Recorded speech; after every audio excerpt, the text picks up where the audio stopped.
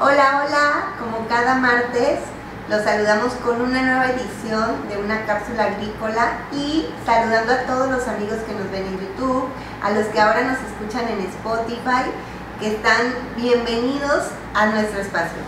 Bueno, vamos a hablar un poquito de qué pasa con la sequía, con la ola de calor y cómo podemos hacer para mitigar un poco sus efectos, ¿no?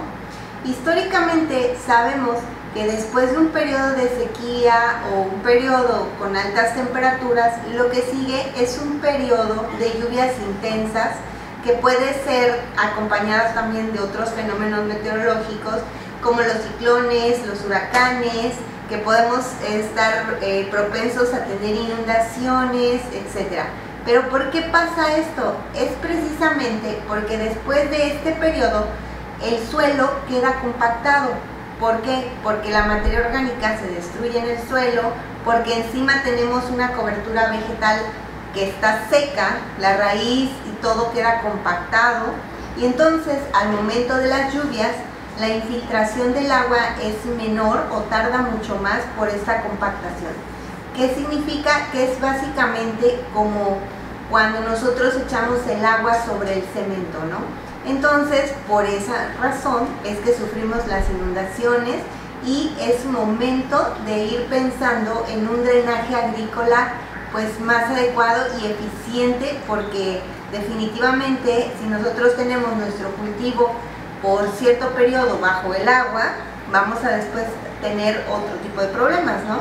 Porque existe muerte de raíces, existen también problemas con hongos. Pero bueno, de por sí los problemas con hongos los vamos a tener. ¿Por qué? Porque en cuanto empiece el periodo de humedad va a ser como un florecer de todos los hongos que tenemos en el suelo. Porque ahí están, sin embargo, pues ahorita no los estamos controlando porque no estamos viendo los síntomas, no estamos viendo sus efectos, ¿no? Sin embargo, en cuanto empiece a tener humedad el suelo, pues vamos a tener este tipo de problemas, ¿no? Y bueno, a este montón de cosas le vamos a añadir también que vamos a tener un problema para recuperar nuestros cultivos y el aumento en el costo de los alimentos, la pérdida completa de cosechas de repente, la pérdida de todo el cultivo.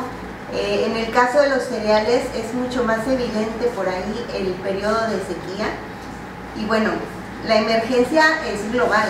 Países como España, como Portugal, tienen una política de aguas pues un poco estricta, por decirlo así, que en México pues no tenemos ninguna política de aguas respecto a la agricultura, y la ganadería se lleva la mayor cantidad de agua para producir el alimento, ¿no? Entonces, en España y en Portugal ya activaron las políticas de agua, pero a través de lo que llaman ellos riegos de emergencia. ¿Qué significa? Son los riegos que autorizan para que los productores no pierdan el cultivo. La cosecha ya la perdieron, pero el cultivo todavía no. Básicamente es para que no tengan que volver a resembrar, porque no existe el fondo que los ayude, ya que el año pasado pasó exactamente lo mismo. Entonces, si no tuvieron producción el año pasado, no tuvieron producción este año y solamente están salvando el cultivo, realmente pues no han tenido como un repunte por ahí, y la pérdida de los cultivos ha generado bastante el aumento de costos en los alimentos, sobre todo en el arroz y en los cereales, ¿no? Vemos por ahí más problemas en el caso de las partes donde ya les está cayendo granizadas incluso. Entonces imagínense el suelo después de un periodo de sequía y que en vez de lluvia te cae granizo. O sea, realmente es un asunto preocupante, ¿no? Sabemos perfectamente que son consecuencias del calentamiento global, pero no sabemos todavía qué es lo que estamos haciendo para prevenirlo o para mitigar sus efectos. Y bueno, si nosotros quisiéramos ocupar, o sea, hay muchas opciones, porque quisiéramos ocupar riego nosotros, pero la realidad es que en México no es viable que todos tengamos riego. ¿Por qué? porque para que nosotros contemos con un sistema de riego, tenemos que hacer diferentes estudios, análisis, acerca de cuál es la necesidad hídrica de mi cultivo, o sea, cuánta agua necesitan mis árboles. Y de repente sí somos un poquito de producir sin tantos cálculos y es muy complicado, porque si todos tuviéramos riego de forma agrícola y sin problemas, pues yo creo que los tendríamos prendidos todo el día y entonces tendríamos un problema con los mantos freáticos, ¿no? Por esa razón es que es tan difícil conseguir un permiso de riego en México. A veces con agua nos tarda por ahí aproximadamente un año en otorgarnos el permiso y sí es complicado. Muchos por ahí instalan los riegos de forma clandestina, vamos a llamarle de forma irresponsable también, porque están utilizando agua y no saben exactamente cuál es el consumo y simplemente pues le prenden al riego y pues ahí hasta que yo vea que está mojado mi árbol, ¿no? Y no saben si son 40 litros, 60 litros, o sea, simplemente se le prende al riego, ¿no? Claro que es comprensible, puesto que no quieren perder la cosecha, pero sí tenemos que hacer un poquito más de conciencia. La cultura del riego en México pues no está todavía como bien asentada, ¿no? Y menos una política de aguas. Pero bueno, después de toda esta larga introducción, vamos a hablar de qué sí podemos hacer para hacer frente a la sequía y al periodo que viene después, este año y los demás. Primero, vamos a utilizar coberturas vegetales que nos permitan mantener la humedad en el suelo y que no permita esa compactación tan fuerte que sucede después de la sequía. Hay especies especiales para eso.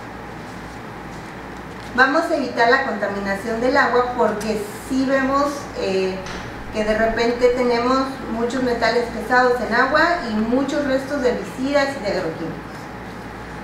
Vamos a hacer aplicaciones, esto es súper importante, anótenla, hacer aplicaciones de aminoácidos y de algas marinas en su cultivo. ¿Por qué? Porque estas sirven para reducir el estrés en el cultivo, reducir el estrés en la planta, porque en el momento que deje de estar la ola de calor y empiecen las lluvias, los árboles realmente están sometidos a demasiado estrés, ¿sale?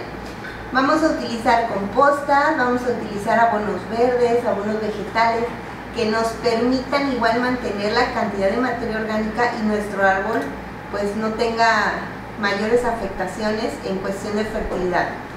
Y sobre todo vamos a mantener la población de hongos benéficos en el suelo. ¿Qué sucede? Si yo tengo en el suelo demasiados hongos entomopatógenos, hago mis aplicaciones de fungicidas y a veces hacemos aplicaciones generales que acaban con todos los hongos en el suelo, cuando ya hemos hablado que tenemos que tener ese equilibrio y que si tenemos hongos benéficos, estos ayudan a contrarrestar los síntomas o las enfermedades que nos pudieran causar los hongos fitopatógenos.